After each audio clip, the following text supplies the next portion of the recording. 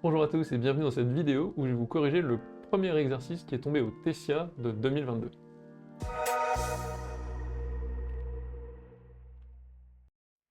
Alors, dans cet exercice, on voit qu'on démarre avec un exercice de suite. Donc en gros, une suite récurrente, vous arrivez au concours, vous commencez par ça, potentiellement c'est plutôt rassurant, c'est des choses qu'on connaît. Alors, première remarque, on va voir qu'ici on a une suite, un plus 1 égale 1 tiers de un plus 2, c'est une suite que vous pouvez connaître déjà en arrivant au TCA. C'est pas impossible que vous ayez déjà entendu parler, c'est un peu hors programme, mais ça tombe tout le temps dans les exos de bac ou dans les exos de DS en terminale. C'est en fait une suite qu'on appellera dans le super une suite arithmético-géométrique, j'en ai déjà parlé sur cette chaîne. C'est une suite qui est un peu géométrique parce qu'il y a un terme 1 tiers de un, mais vite fait parce qu'il y a quand même un terme qu'on rajoute à chaque fois, plus 2, un terme un petit peu arithmétique. Donc si vous connaissez déjà ces suites-là, vous ne serez pas surpris de voir qu'on introduit an égale un-3 et vous allez pouvoir faire ça très très vite.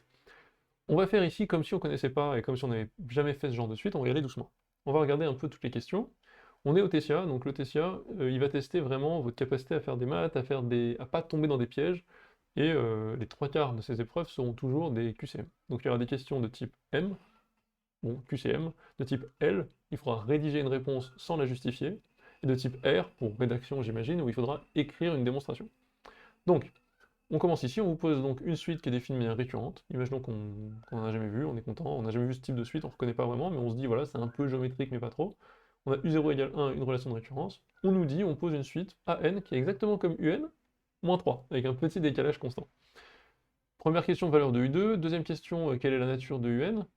Et ensuite, on parle de an. On va regarder si an est arithmétique ou géométrique, ou aucun des deux, et puis exprimer potentiellement la raison, l'expression de an, et aller jusqu'à un ici. C'est bien de regarder le problème à l'avance comme je fais là.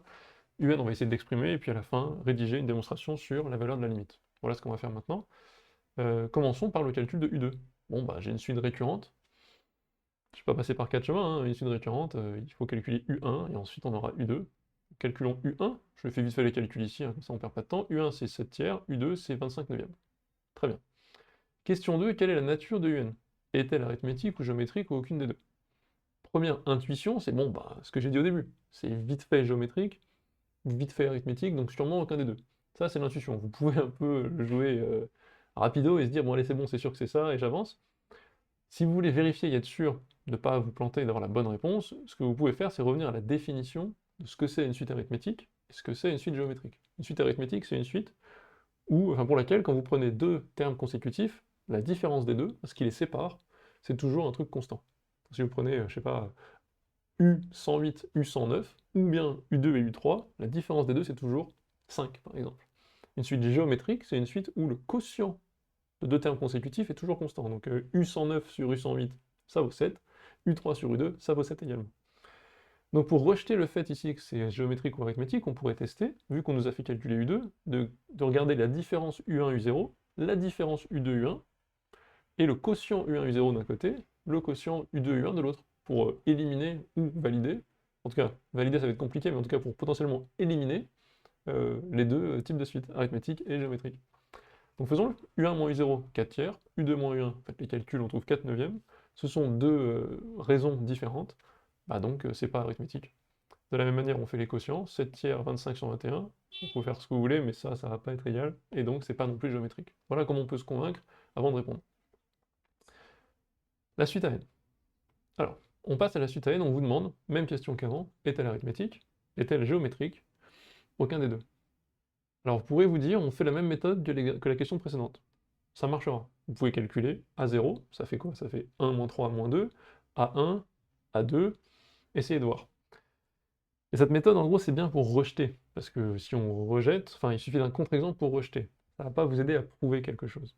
Donc si vous voulez vous convaincre qu'elle est quelque chose, il vaut mieux faire des tests. Donc qu'est-ce qu'on peut faire comme test? Pour arithmétique, on calcule an plus 1 moins an, c'est-à-dire la différence de deux termes consécutifs, et on voit si on trouve un truc constant. Pour géométrique, on fait un deuxième test, on fait an plus 1 divisé par an, et on voit si ça fait un truc constant. Le problème, c'est que ces deux tests, c'est long, là, votre but, c'est de déchirer et d'aller vite. Petite astuce, donc l'astuce un peu de cette partie que je vous donne, c'est de faire uniquement an plus 1 moins an, parce que vous pouvez conclure à partir de ça, sans vous embêter à faire le deuxième.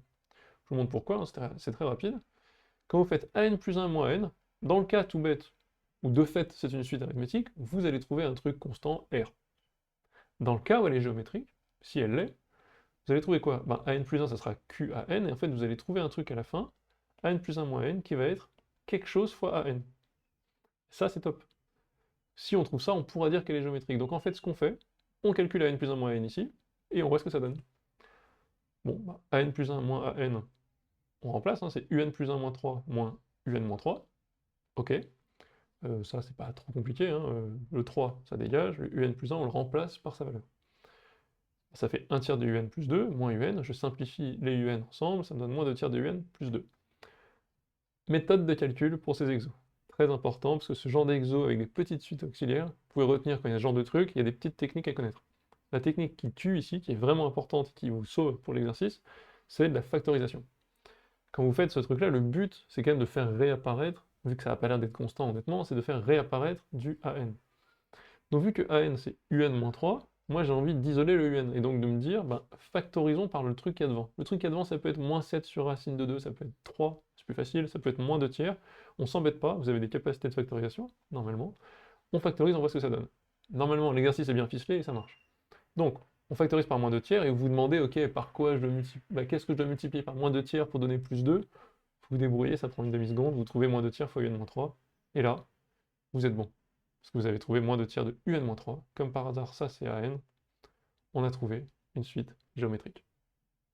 Le Discord, j'en parle tout le temps, on est maintenant plus de 1200, n'hésitez pas à le rejoindre, c'est une communauté ultra positive, on parle de physique, d'informatique, on parle d'orientation, les gens répondent à vos questions de manière bienveillante, c'est vraiment chouette, beaucoup de partage. Allez, je vous laisse pour la suite de la correction, bye bye. En effet, on a dit qu'on avait an plus 1 moins n égale moins 2 tiers de an, il suffit de repasser ce an de l'autre côté, je l'ai fait ici, et on voit que an plus 1 égale 1 tiers de an. Elle est géométrique. Maintenant, la réponse aux questions en gros 4 et 5, c'est-à-dire les questions qui disaient comment s'exprime A et quelle est sa raison, c'est super rapide. La raison c'est 1 tiers, comment ça s'exprime?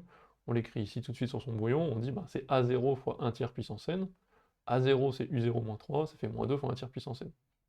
Et là c'est fini, vous pouvez cocher rapidement, vous avez 1 tiers, moins 2, voilà les bonnes réponses, A et A.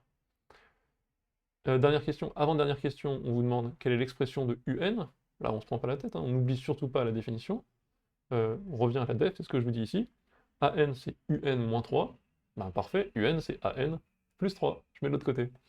Et j'obtiens donc ben, ce truc-là, qui était ici, plus 3. Voilà mon expression. Dernière question, une question de rédaction, donc il y a un petit R, comme vous voyez, c'est R1, la première du sujet. La semaine prochaine, je vous ferai l'exercice 2. Là, vous allez faire, donc dans ce R1, on va chercher la limite de un, on va essayer de justifier, et j'ai essayé de faire une réponse la plus rapide possible, en utilisant ce qu'on a déjà trouvé. Donc, le plus simple, c'est d'appliquer le cours. Comme la valeur absolue de la raison 1 tiers est plus petite que 1, alors, d'après le cours, la suite à n est géométrique, convergente vers 0.